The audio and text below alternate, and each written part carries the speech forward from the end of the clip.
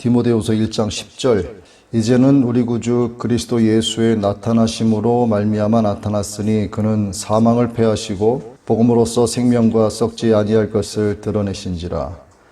복음과 각 나라의 역사를 쭉 훑어보면 흥왕했던 나라, 패망하는 나라, 이것이 계속 일어났다가 넘어지고 또 나타났다가 사라지기를 반복을 하고 있습니다. 그런데 보면 하나님의 복음, 예수 그리스도의 복음이 일어선 나라는 흥왕하고 세계 정세의 패권을 장악을 하고, 복음이 사라지게 되면 경제적으로도 몰락하고 어려워지는 그런 경우를 우리가 역사를 되돌아보면 찾아볼 수가 있어요. 과거 그리스의 찬란한 문명은 아테네에서 확인할 수가 있죠. 그러나 지금 우리 눈에 들어오는 것은 찬란했던 그리스의 아테네 문명이 아니라 이미 지나가 버린 오래전에 영광스러운 그리고 빛바랜 그런 광경들밖에 보이지 않습니다.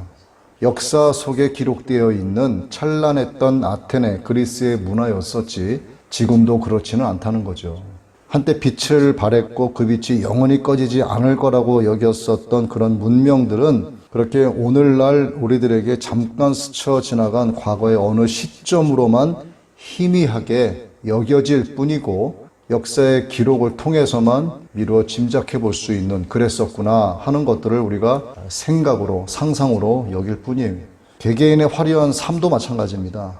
각 나라의 흥왕 또 패망, 각 개인의 흥왕, 패망, 이런 흥망성쇠, 이것은 공통점이 있죠. 그 공통점은 문명들이나 개개인의 삶의 결말이 같다는 거예요. 영원한 번영을 위해서 모든 노력을 다 해봤을 테지만 결국은 스쳐 지나가는 찰나와 같이 사라지고 말았습니다. 인간의 논리와 사고, 철학과 사상의 한계가 바로 이런 거죠. 이사야 40장 6절에서 8절 말씀, 말하는 자의 소리여 이르되 외치라. 대답하되 내가 무엇이라 외치리이까 하니 이르되 모든 육체는 풀이요 그의 모든 아름다움은 들의 꽃과 같으니 풀은 마르고 꽃이 시들문 여호와의 기운이 그 위에 불미라. 이 백성은 실로 풀이로다. 풀은 마르고 꽃은 시드나 우리 하나님의 말씀은 영원히 서리라 하라. 풀이 마르고 꽃이 시드는 것은 여호와의 기운이 그 위에 불기 때문이라 하고 말씀을 하고 계세요. 모든 인생들의 위에 여호와 하나님의 기운이 불고 있습니다. 그래서 모든 인생은 하나님께서 정하신 대로 반드시 풀이 떨어지고 꽃이 떨어지고 다 시들어서 바람이 불면 났던 흔적조차 없어지는 것처럼 사람도 마찬가지예요. 살아있을 때는 없어서는 안 되는 사람, 나를 떠나지 마라, 항상 내 곁에 있어줘. 그러다가도 죽고 나면 이게 그렇게 오래 가지 못한다는 거죠. 있었던 흔적조차 세월이 지나고 나면 기억에서조차도 희미해지는 여호와의 기운이 이 세상 모든 만물 위에 불고 있기 때문이죠. 결국 무슨 이야기냐? 하나님께서 주인이신 거예요. 플라톤의 국가론 거기 7장에 보면은요, 동굴 비유가 나옵니다. 어릴 때부터 의자 위에 사슬에 머리에서부터 발끝까지 묶여서 옴짝달싹 못한 채 동굴 깊숙이 갇혀서 지내는 죄수들의 무리가 그 동굴 안에 있어요. 어릴 때부터. 이 비유에서 동굴을 빠져나오는 한 죄수가 있습니다. 이 죄수는 태양으로 비유되는 진리를 만나게 되는 거예요. 이데아를 만나게 됩니다. 희열과 감격에 차죠. 그렇게 된 나머지 자신이 본 것을 자신 혼자만 알고 있기에는 너무나도 아깝고, 자기가 봤던 그 이데아가 너무나 찬란하고 영광스럽기 때문에 안 되겠다, 다시 동굴로 돌아가서 그 고통당하고 있는 어둠 속에 갇혀 지내는 동료 죄수들에게 이것을 전해줘야 되겠다, 이렇게 결단을 합니다. 그렇게 해서 힘겹게 다시 그 동굴 세계로 돌아가서 자기가 봤었던 그 찬란한 이데아를 전하게 되는 거예요. 하지만 그는 그들에게 어떻게 됐을까? 조롱을 받았죠. 동굴 바깥으로 올라가는 일이 애쓸 가치조차 없는 일이다, 이렇게 모욕을 당하고 조롱을 당하고 말았습니다. 결국 그는 동굴의 동료들에게 죽임을 당하게 되죠. 동료들이 봤을 때 그가 전한 것은 이데아라고 하는 플라톤의 국가론에서 말하는 어떤 복음이라기보다는 동굴의 평온과 질서를 어지럽히고 파괴하는 불온한 사상에 불과했기 때문에 그 사람을 죽인 거예요. 이게 뭘 의미하는 것 같습니까? 이 내용을 굳이 구분을 해보자면 동굴의 평온과 질서는 역사의 일반사라고 할 수가 있어요. 태양으로 비유된 진리, 이데아는요, 하나님의 구속사라고 할 수 있습니다. 우리가 흔히 말하는 역사는 이처럼 일반사와 구속사, 이렇게 커다란 두 줄기로 나누어진다는 거예요. BC 586년이 절정기였던 신바빌로니아 제국, 539년에 신바빌로니아 제국을 정복한 페르시아 제국, 그리고 조금 더 지나 334년에 동방 원정으로 페르시아를 무너뜨린 마케도니아 알렉산더 제국, 또 63년 예루살렘을 점령함으로써 지중해 세계와 아시아, 아프리카, 유럽을 정복한 로마 제국 등의 이런 패권국 탄생과 몰락의 역사는 바로 일반사예요. 그냥 우리가 모든 사람들이 알고 있는 그냥 역사, 일반사라는 얘기죠. 자, 제가 잠깐 다니엘서 2장과 7장, 8장에 걸쳐 말씀을 좀 드리면 거기에 신바빌로니아 제국에서부터 로마 제국까지의 패권 변천을 예고하고 있습니다.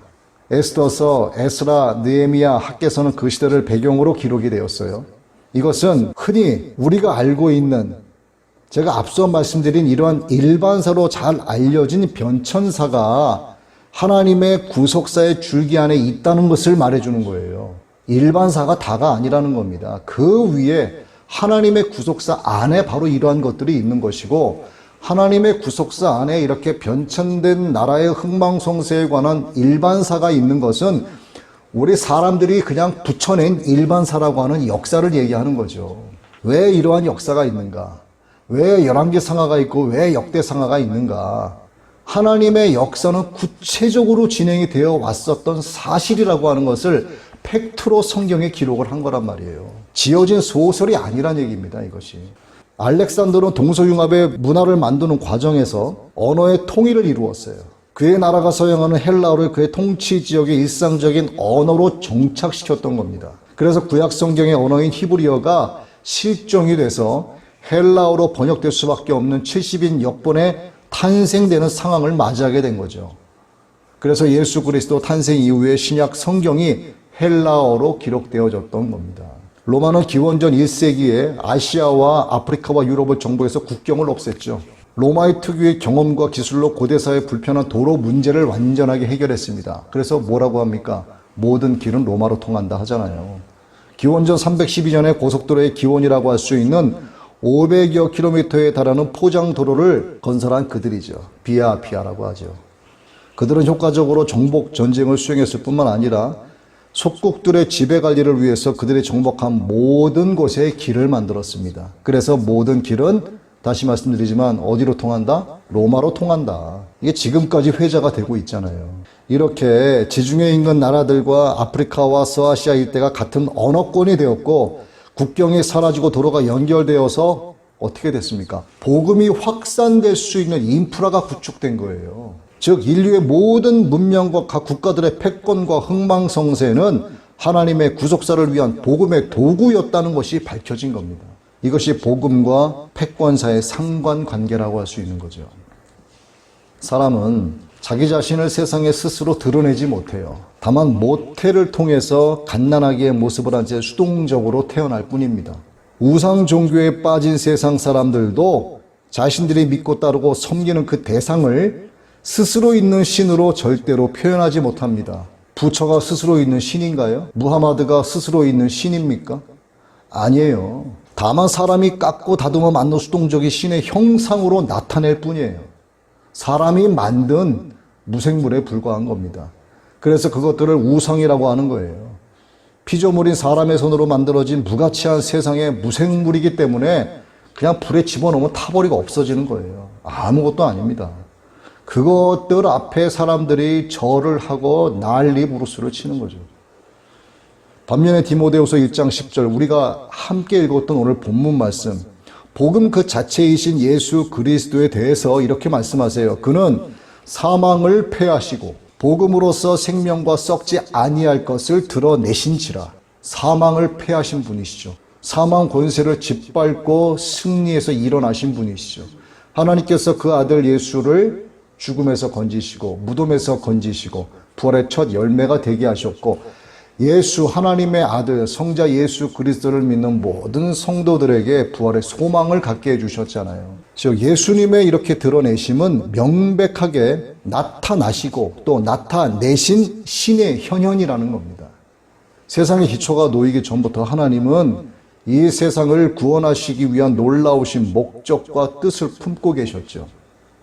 1장 9절이죠. 디모데후서 하나님이 우리를 구원하사 거룩하신 소명으로 부르심은 우리의 행위대로 하심이 아니요 오직 자기의 뜻과 영원 전부터 그리스도 예수 안에서 우리에게 주신 은혜대로 하심이라. 제가 지금 읽은 디모데후서 1장 9절 또 1장 10절 또 1장 9절에서 10절 디모데후서 1장 12절의 말씀을 가지고 제가 여러 내용으로 설교를 참 많이 했어요. 너무나 중요하기 때문에. 자, 하나님의 마음 안에 영원 전부터 있었던 그 계획은 예수 그리스도께서 나타나심으로써 우리 앞에 드러났습니다. 이것이 바로 유일한 복음이죠. 그래서 영생을 기대하는 자에게는 복음으로써 생명과 썩지 아니할 것을 입게 되는 특권이 주어진 겁니다. 하나님께서 우리에게 주신 은혜가 바로 이것이죠.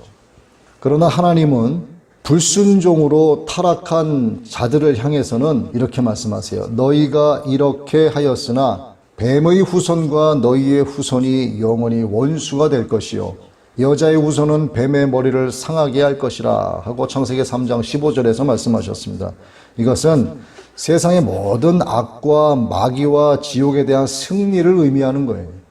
구약 성경 전체를 통해서 약속을 이루어 가시고 계시는 하나님의 언약에 대한 성취를 나타내고 있는 겁니다. 구약 성경에서 나타나고 있는 하나님의 언약의 성취는 신약 성경의 관점으로 보면 더욱더 선명해지죠.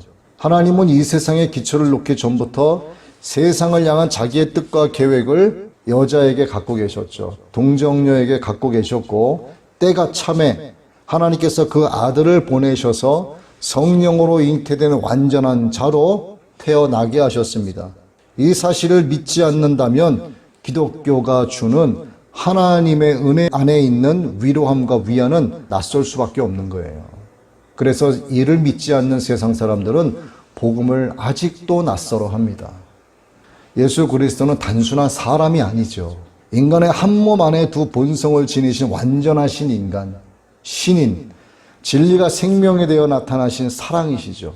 하나님께서 성자 예수 그리스도로 이 세상에 오신 거죠. 죄 없으신 예수님은 저와 여러분과 모든 인류의 구원을 위해서 스스로 체포되어 주셨고 유죄 판결을 받아 주셨고 대신 매맞아 주셨고 십자가에 못 박혀 주셨고 창에 찔러 주셨고 그렇게 대속의 죽음을 맞이해 주셨습니다. 그 죽음은 또한 인간으로서는 가장 불명예스럽고 수치스럽고 무욕적인 죽음이 되었죠. 인간 세상에 있는 모든 야유와 비아냥거림 및 대속의 죽음 과정 속에 고스란히 녹아들어 있죠. 예수님을 죽인 그들은 예수님이 십자가에서 숨이 끊어지자 모든 것이 끝났다라고 생각을 했을 터입니다. 시신을 내려서 무덤에 넣었고 큰 돌을 세워서 봉인한 뒤에 병사들로 하여금 그 무덤을 지키도록 했죠. 하지만 그 사건은 하나님의 구원의 경륜이 예수 그리스도의 십자가 복음이 되는 때가 찬 언약의 성취의 실제가 된 사건이 된 거죠. 이것이 하나님의 사랑이죠. 기독교의 중심 교리가 바로 이 십자가 복음 안에 들어있다는 겁니다. 사도 바울은 이 사실을 놓고 디모데에게 깨우침을 위해 권면을 하고 있는 거죠. 이제는 우리 구주 그리스도 예수의 나타나심으로 말미암아 나타났으니 그는 사망을 패하시고 복음으로써 생명과 썩지 아니할 것을 드러내신지라. 복음을 통해서 생명과 썩지 않는 불멸의 삶을 드러낸 이것이 바로 기독교의 핵심, 생명의 복음입니다. 복음은 인간으로 하여금 존재의 목적이 무엇인지를 깨닫게 해주고 진리의 소망이 어떤 건지를 알게 해주고 이것은 죄의 존재를 깨닫게 되었다는 뜻이고요. 인간의 죽음 이후에 하나님의 심판이 있다는 것을 알게 되었다는 뜻이에요.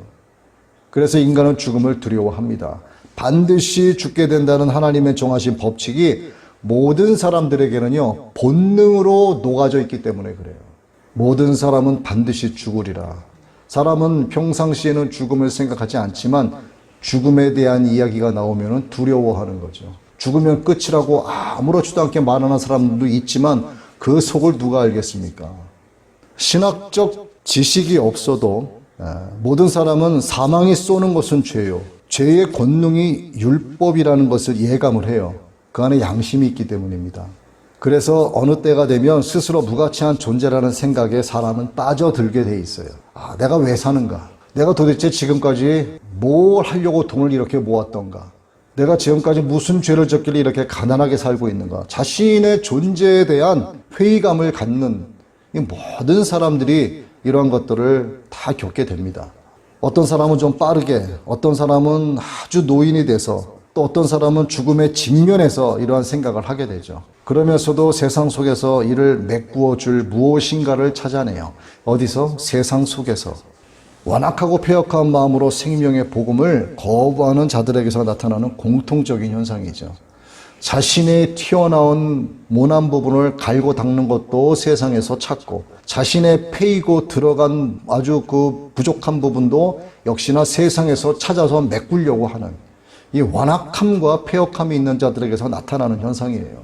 하지만 그리스도인이라고 하면 그것들을 반드시 물리쳐야 할 적이라는 점을 직시하게 됩니다. 생명의 근원이신 예수님을 구세주로 영접했기 때문에 이게 가능한 거죠. 그러나 직시를 했다고 해도 인간 스스로는 이것을 물리칠 능력이 없습니다. 피조물로 태어나서 피조물로 죽게 되는 나약한 피조물 그 자체이기 때문에 사람의 힘으로는 아무리 날고 긴다라고 하는 인간이라고 할지라도 해결할 능력이 없는 거예요. 그래서 주님만을 견고히 의지해야 됩니다. 오직 예수님을 향한 믿음만이 사망에서 생명으로 나아가는 유일한 길이라는 것을 받아들이고 주님의 이름을 송축해야 되는 거죠. 오직 예수 그리스도만을 영원한 소망으로 삼아야 되는 거죠. 이미 우리 주님은 모든 것을 십자가에서 다 이루셨기 때문입니다. 그래서 마지막 예수님의 말씀이 뭐였죠? 다 이루었다. 그래서 다 이루신 예수님만 믿으면 우린 다 이룬 자가 되는 거예요. 이미 그렇게 예정돼서 가고 있는 겁니다. 하나님의 심판을 이미 무죄 판결로 받아 놓고 가는 존재가 되지, 가서 어떠한 결론을, 어떠한 심판을 받을까 두려움에 가득 찬 인생, 못하러 그런 인생 살아가겠어요. 사람의 출생은 죽음을 향해 가는 첫걸음이다라고 말할 수 있겠죠. 그래서 지금 이 시간에 모든 인간은 죽음을 향해 가고 있는 중인 거죠. 그래서 인간은 누구라도 죽음 앞에서는 맥없이 눕게 되는 겁니다. 죽었는데 서 있는 사람 봤어요? 다 눕습니다. 그러나 그 죽음을 이기고 다시 일어서는 자들이 있죠. 그들은 죽음을 정복하는 자들입니다. 살아있는 동안에도 죽음 앞에서 웃었던 자들, 죽음 이후의 세계를 살아서도 보았던 자들, 바로 예수님을 사랑하고 하나님을 사랑하고 복음을 믿고 천국의 소망을 갖고 살아가는 오늘날 신실한 크리스찬들이 바로 그러한 사람들이죠. 그들은 아담과 함께 죄를 범해서 사망을 맞이하게 되었던 존재적 죄인인 피조물의 신분에서 제2의 아담이신 예수 그리스도를 통해 생명으로 옮겨진 거룩한 하나님의 자녀들이 되었어요.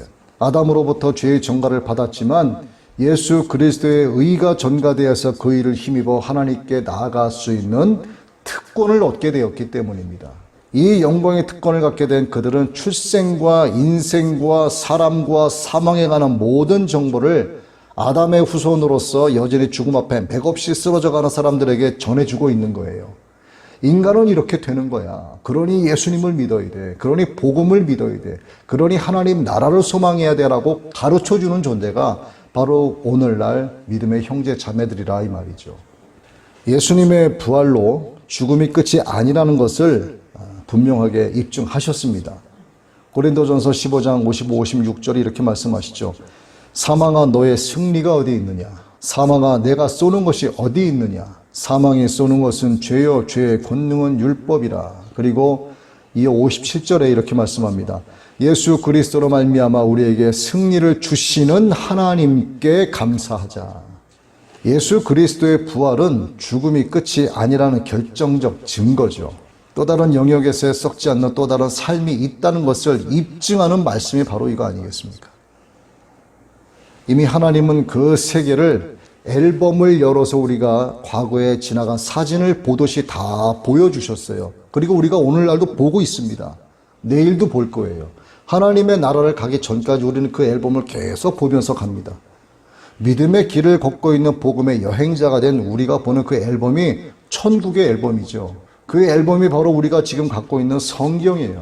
이 성경의 모든 내용이 인생의 모든 역사, 각 나라의 복음과 패권사의 상관관계가 다 드러나 있습니다. 우리의 삶에서도 우리의 삶에 대한 흥망성쇠가 다 나타나지 않습니까?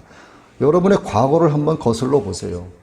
과거를 거슬러서 보면은 오늘의 내가 있게 되는 것이고, 오늘의 내가 살아가는 모습이 10년 뒤에 내 모습이 될 수도 있는 거예요. 그러면 죽음 이후에 내가 어디에 서 있게 될까가 극명하게 나타나는 겁니다. 존 버년이 쓴 철로 역정의 실제를, 믿음의 선조들이 겪었던 고난의 순교 과정의 실제를, 죽게 될 육으로 태어나 우리 아버지 하나님 계신 천국의 소망을 품고 나아가고 있는 세마포 입은 성도의 삶의 실제를 우리 일상에서도 발견할 수가 있어요. 폭우가 쏟아지고 있었죠. 며칠 전에 폭우가 많이 쏟아지지 않았습니까? 밤에 비가 아주 많이 내렸고, 한밤중에 제가 볼 일이 있어서 오토바이를 타고 좀 어디를 다녀왔어요. 야, 여름이잖아요. 그런데 춥고 비가 거세게 불고 바람이 많이 부니까 휘청거리고, 야, 굉장히 두렵고 무섭더라고요. 근데 볼 일을 마치고 집으로 가는데 어떤 생각이 드냐 하면, 이제 10분만 더 가면 집이다, 이런 생각이 드는 거죠. 집에 들어가면 깨끗하게 씻고 따뜻한 물로 샤워를 하고 깨끗한 옷으로 갈아입고 편안하게 잠을 잘 수 있고, 아, 이제는 배가 고프니까 따뜻하게 밥도 먹을 수 있겠구나, 이러한 생각을 하면서 그 힘든 시간을 폭우를 뚫고 갔단 말이에요. 자칫하면 미끄러지잖아요. 그러면서 생각을 한 게 제가 조금 전에 말씀드린 그거예요. 존 버년이 썼던 철로 역정의 실제, 우리 믿음의 선조들이 겪었던 아버지 하나님 나라를 소망하며 순교를 택하고 고통과 고난을 감내했었던 그 믿음이 우리의 삶에서도 우리의 일상에서도 이렇게 발견되어질 수 있구나라고 하는 것을 그 시간에 깨달았었어요. 그 집에 와서 얼마나 감사한지 몰랐습니다. 성경을 읽으면 현재 우리가 살고 있는 이 삶이 전부가 아니라는 것을 깨닫게 됩니다. 죽음의 위기에 처해 있어도 그것이 죽음이 끝이 아니라는 것을 분명히 알게 되죠. 내가 사는 것이 그리스도이심으로 죽은 것 또한 유익하다는 빌립보서 1장 21절의 말씀의 의미를 모든 오감과 영감을 통해서 깨닫게 되는 게 바로 성경이죠. 과거 사울이라고 하는 이름을 갖고 율법을 그의 의로 삼았었던 바울은 예수 그리스도 안에서 사도가 되었죠.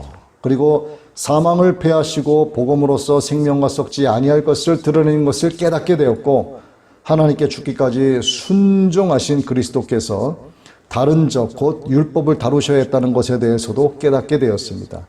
자신의 의로 삼았던 율법이 전부가 아니라고 하는 것을 깨닫게 되었다는 거죠. 사망이 쏘는 것은 죄요, 죄의 권능은 율법이라. 악을 행하는 인간에게 그것이 죄라는 것을 깨닫게 해주는 것이 율법이라는 뜻입니다. 그럼에도 인간은 죄라는 것을 밝히 보게 해주는 율법을 지킬 수가 없어요. 지키려고 애를 쓰고 노력을 할 뿐이지 완전하게 지킬 수 있는 인간은 이 세상에 존재하지가 않습니다. 따라서 율법 아래에 있음이 여전히 아담 안에 속한 자가 돼서 사망의 그늘에서 벗어나지 못하게 되는 거죠. 하지만 벗어날 수 있는 방법을 성경이 우리에게 가르쳐주고 있지 않습니까? 그 핵심은 율법을 완전하게 지키신 예수님께 속해 있으면 된다는 거죠. 때가 참에 하나님께서 그 아들을 보내사 여자에게서 나게 하시고 율법 아래 나게 하신 것은, 자, 여기서도 말씀하시죠.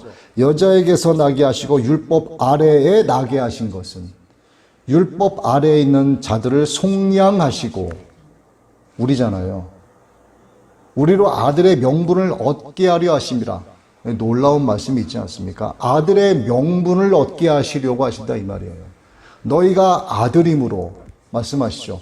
예수 그리스도만 하나님의 성자 예수 그리스도가 아니라 우리가 하나님의 아들임으로라고 말씀하고 있잖아요. 하나님께서 그 아들의 영을 우리 마음 가운데 보내사 아빠 아버지라 부르게 하셨느니라.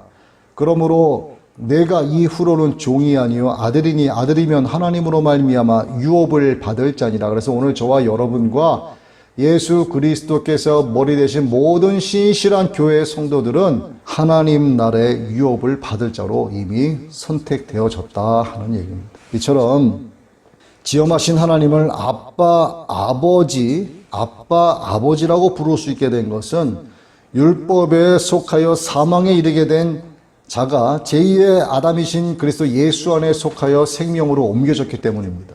그래서 예수님을 믿고 성령으로 충만하면 하나님을 아빠, 아버지라고 부를 수 있는 특권을 가진 여호와 하나님의 양자가 되는 거예요. 하나님의 유업을 받을 아들의 자격을 얻게 되었다는 거죠. 이 모든 것을 총체적으로 뭐라고 말한다? 바로 복음이다, 이렇게 얘기하는 거예요. 그래서 복음을 알면 인간과 인생과 세상의 관계가 무엇인지를 깨닫게 되고 하나님의 구원의 경륜을 훤하게 알게 됩니다. 세상의 시작에서부터 세상의 마지막까지 다 알게 되잖아요.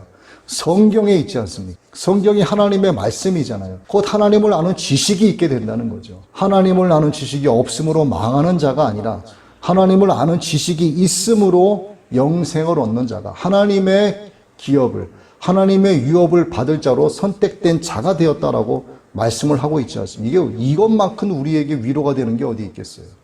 남부러울 게 없죠. 구원의 경륜은 하나님의 구원의 약속이죠. 그리고 이 구원의 언약이 실제로 나타나 성취된 것이 예수 그리스도의 십자가 복음입니다. 그래서 복음은 하나님의 진리의 말씀이죠. 하나님은 우리가 이 진리에 이르기를 지금도 원하고 계시는 거예요. 그래서 모든 세상 사람들을 향하여 오래 참고 계시는 겁니다. 디모데전서 2장 4절, 하나님은 모든 사람이 구원을 받으며 진리를 아는 데 이르기를 원하시느니라. 하나님께서 아담을 자기 형상대로 만드신 후에 심히 좋아하셨죠. 그리고 말씀하셨죠. 생육하고 번성하라, 에덴의 모든 것을 다스리라 하셨어요. 하지만 동산 중앙에 있는 선과 악을 알게 하는 나무의 열매는 먹지 말라, 이렇게 엄중히 경고를 하셨죠. 우리는 하나님께서 아담에게 왜 이러한 준엄한 명령을 내리셨는지를 생각을 해봐야 돼요. 다 허락하시지 왜 그거를 먹지 말라고 하셨을까?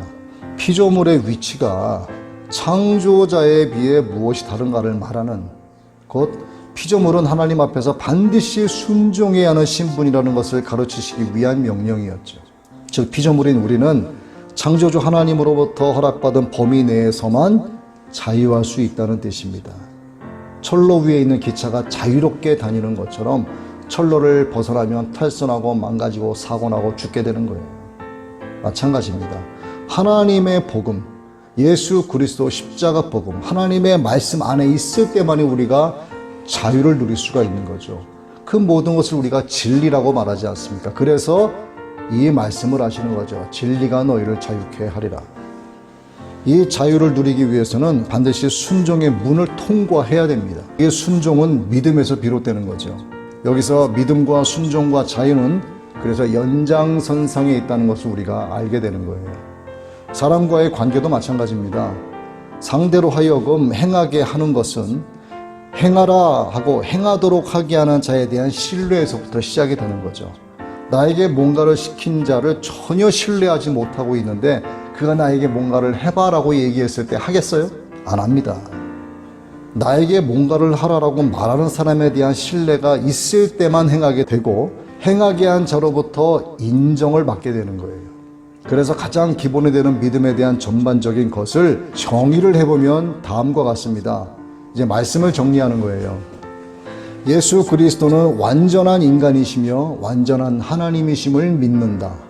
예수 그리스도께서 하늘의 영광 보좌를 버리시고 이 땅에 오셔서 동정녀 마리아에게 나셨음을 믿는다.